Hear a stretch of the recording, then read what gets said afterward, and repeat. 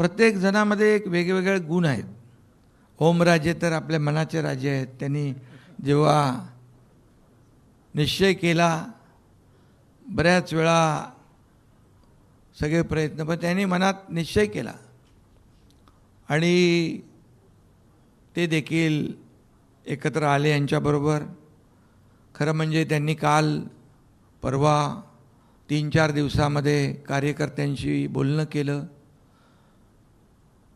कार्यकर्त्यांशी चर्चा केली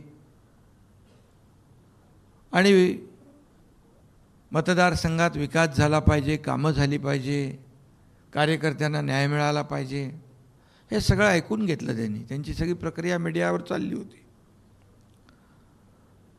आणि काही लोकांनी त्यांना हिणवलंही, पण त्यांनी काय लक्ष दिलं नाही तिकडे.